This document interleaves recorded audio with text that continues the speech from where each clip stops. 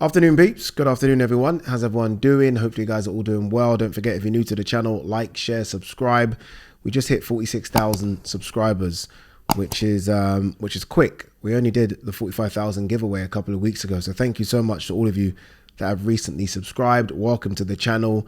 And obviously a big thank you to all the old school subscribers that are still around. Onwards and upwards to the big 50. All right, we've got to talk about Inoue again. I know we spoke about him yesterday, but I've watched the fight back again. I've spoken to a few people. I've seen a few boxing heads talk about this on their own channels and talk about it on Twitter.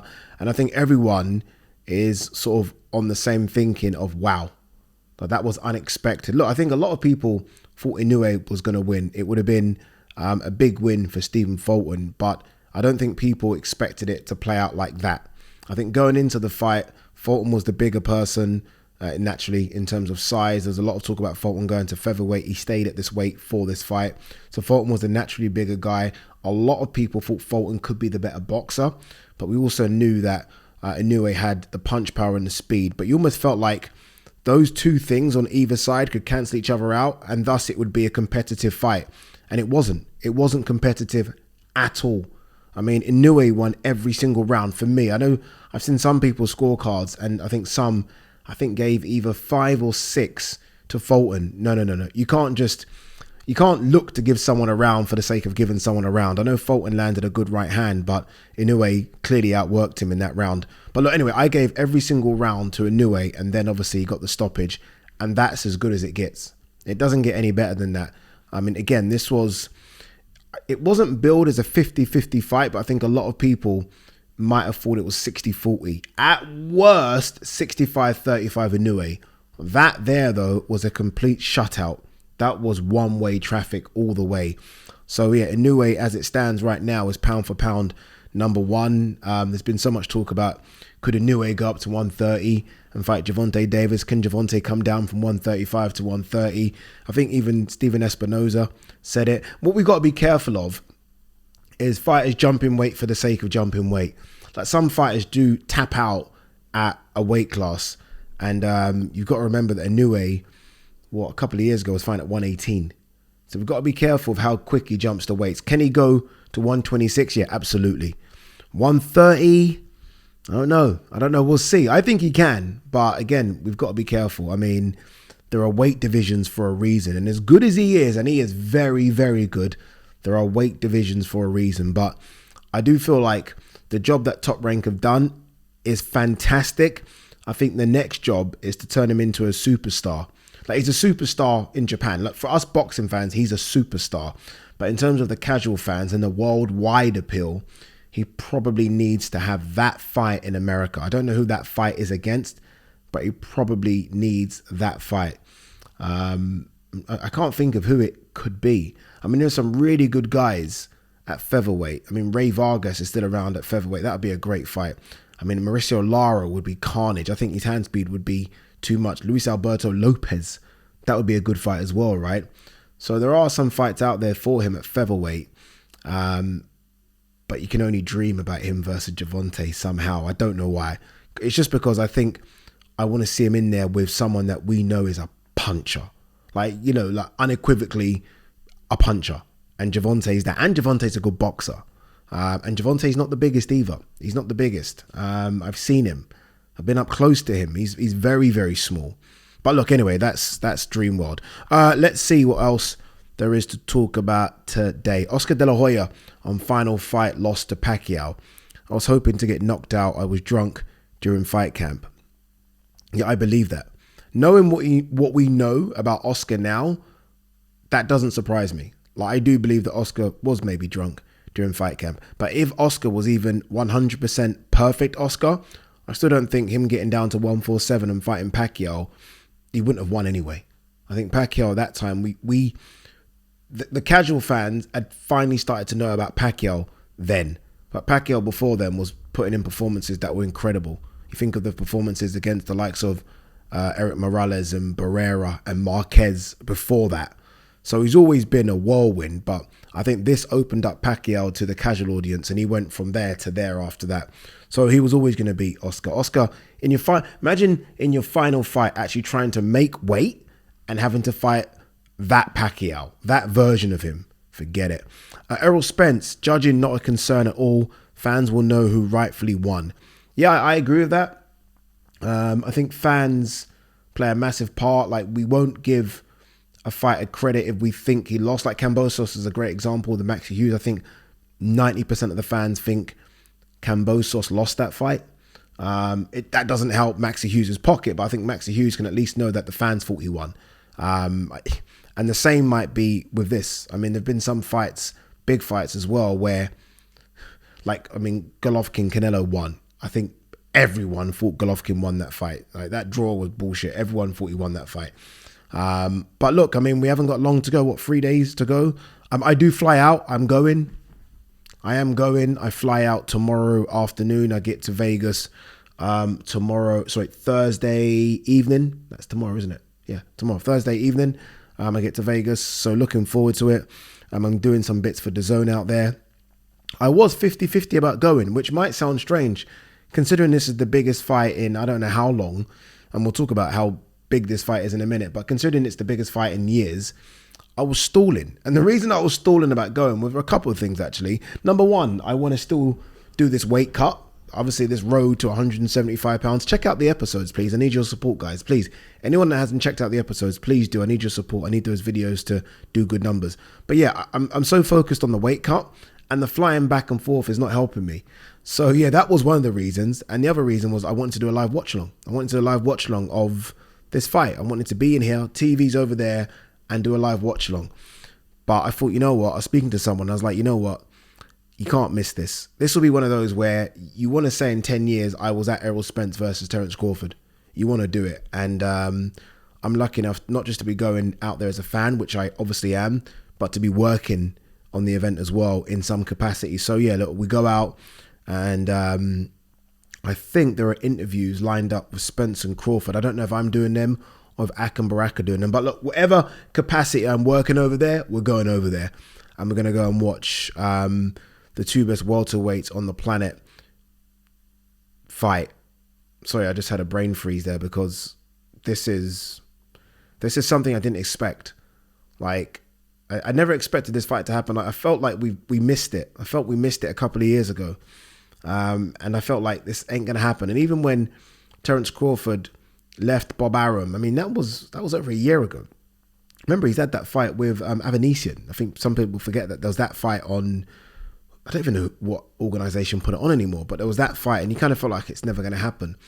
So the fact that we are a few days out from this, honestly, I can't thank the boxing gods enough. So whether that is Al Heyman, who everyone seems to thank, whether it is Stephen Espinoza, whether it's Showtime, whether it's more importantly the fighters, everyone needs to kind of just be applauded for this fight happening. They really do, because this is it. I don't think the fight's crossed over to the casual fans. I'm not sure. Again, I've got a few fight fans that I know that are casual and they haven't yet asked me about it. They've not said anything about that. And they jumped on fights like Tank Garcia. They're always asking me about that fight and how you think it will play out. They haven't asked me about this one. But look, it is what it is. The fighters have done all they can to promote it. They've put themselves out there. I think the all access episodes have been fantastic. They've done all the interviews they can do. They've done all the media they can do. So that their job is done, right? The fight camps are over. All it is now for them to do is make weight, right? They've done all the sparring. They've done everything they can do. It's just now a case of make weight healthy and let's get this on. I can't wait for the face-to-face at the weigh-ins. I mean, the noise is going to be insane. And everyone's going to be there. The one thing about these big American fights, that when I was at Garcia Tank, everyone was there. It felt like everyone in the boxing world was at this fight. Recent boxers, former boxers, everyone was there. And it's going to be the same for this one as well. I saw a little video of Errol Spence, who, by the way, is wearing the black Air Force Ones. If you know, you know. He's wearing the black Air Force Ones with the white socks. If you know, you know. But he looked a bit tight. He's going to be tight. Look, he's going to be tight. I mean, 147 is going to kill him to make that weight. It's going to kill him. But he looked a bit tight.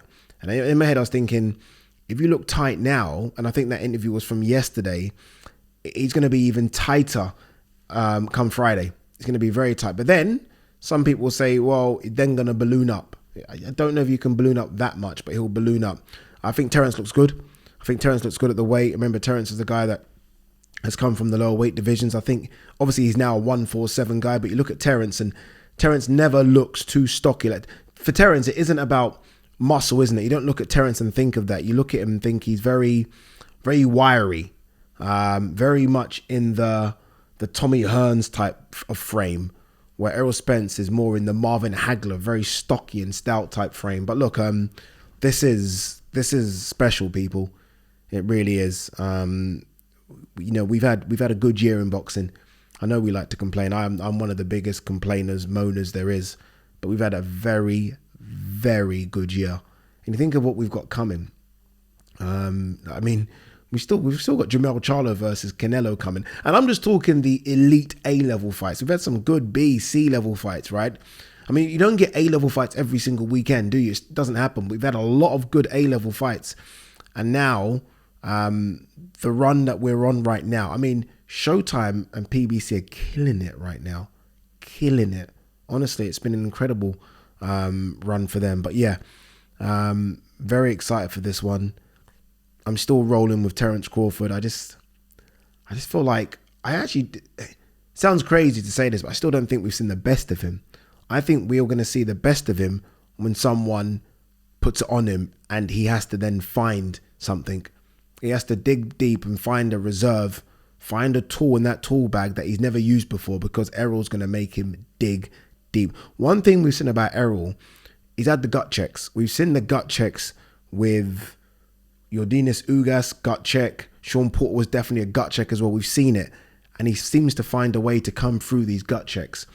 Terence has had his own gut checks, but not on the same level of the Ugas one and the Sean Porter one. It's going to be interesting to see what happens when Terence has a gut check. Like Gamboa was a bit of a gut check, but it's nothing like this is going to be. So we're going to see both fighters deliver. I think this is all the makings of the fight of the year, which is why I always said that whoever wins this goes to pound for pound number one. When they get in the ring, this is going to be number 2 versus number 5. That guy, I'm sorry, goes to pound for pound number 1. The winner goes. Some people said if Spence wins, he doesn't jump above Inoue. He does. He does. As good as Inoue was, he does. But look, yeah, we fly out on Thursday. Looking forward to it. Josh Taylor, a Catchall fight will be revisited. I want it again to shut most people up. This is interesting, and I like this because there was a lot of talk about Catchall versus Linares. Now, that still might happen. But Josh is coming off a defeat. This is the one time where if you're Josh, this is the fight I think that makes sense, especially now that Josh has said he's staying at 140. This is the fight that makes sense. Catchall, it's a big fight. It's a big fight over here. It's a fight that does a big arena. It does the AO arena. It does something special. There's been a lot of heat with these two. And I'd much rather this than Linares. No. I mean, I'm a massive Linares fan, but Linares ain't that anymore. Catchall is that. Josh Taylor still is that as well. No shame in losing to Tio. So this is a fight I think that I really want. And hopefully Eddie and Josh and Jack and Sam Jones can get together and make this one happen. WBC president on supporting Fury and Ngannou. Tyson tried to land fights with credible opponents. Mauricio Sulaiman needs to stop. Mauricio Sulaiman just needs to stop. Like, we understand why you're supporting it. I mean, look, it's not sanctioned, is it? I mean, I know it's a boxing match, but Fury's belt's not going to be in the line, obviously, because Ngannou, I mean, the WBC might be corrupt, but they're not that corrupt to allow Ngannou to fight for the world heavyweight title. But there will be a belt made, and if there's a belt made, then the WBC will be getting some of this money as well. That's why they're probably supporting it. Anything else? John Fury still at odds with Sugar Hill Stewart. If Tyson had any sense, he would get rid of him. Yeah, no, of course. I mean, Tyson's biggest wins have come with Sugar Hill Stewart. So yeah, get rid of him. Well, actually, I mean, Klitschko was a massive win. Obviously, that was with Peter Fury. The first fight with Wilder might have been considered his biggest win, although it was a draw, and that was with Ben Davison. But the second fight was the one that was just like the beatdown. Remember, that was the beatdown, and that was with Sugar Hill. So I don't know. I wouldn't get rid of him. I mean, because Tyson's dad says get rid of him. I mean, Tyson will make up his own mind if he wants to go somewhere else. But I expect Sugar Hill to be with him for the Ngannou fight. Not that he needs him to be honest with you. Nate Diaz details how weight gain for Jake Paul clash made him feel lazy and tired. Yeah, I can understand that. What's this fight? 185? Obviously, Nate Diaz, if you follow him from his UFC days, has fought at 155 and 170. So 15 pounds more is a lot, innit? It's a lot. Jake's a big guy. Jake's naturally just a very stocky guy, big legs, whereas Nate isn't. Nate isn't at all. Nate's quite skinny. He's tall, actually. He's tall and he's thicked out, but he's naturally just quite a skinny, wiry guy. So I can understand what he means. But look, we'll see. We'll see. Anything else? Shakur Stevenson, uninterested in Kambosos fight. Disappointed in his latest performance. Yeah, it wasn't great, was it? Wasn't great. I am very interested to see who that opponent is. Shakur is going to fight in November. Bob Arum has said a special opponent in November. For me, it only makes sense it being Loma. Now that we believe that Devon's going to fight Regis Prograis. So, you know, I feel like it could be Loma versus Shakur. De La Hoya. I don't think Canelo wins anything by beating a Charlo. I'm guessing he's talking about both Charlos here. Just a big fight. At this stage of Canelo's career, you just want to be in fights that the people want to see. And I think the reaction to that fight announcement was positive. I think people want to see Canelo versus Jamel. People want to see Canelo versus Jamal. Obviously, look, it's not David Benavidez, but these are still big fights. They're exciting fights. Undisputed versus undisputed. It's a big money fight. It's a big money fight. It's going to do over 1 million pay-per-view buys. And it's another name on the Canelo resume, adding to all the names he's got. So I think he gets something from it. I know what Oscar's saying. I mean, it's not a guy at 168. It won't be the same fanfare if he were to have fought a Bivol or Benavidez, but it's still pretty good. Still solid. All right, guys, girls, we are done.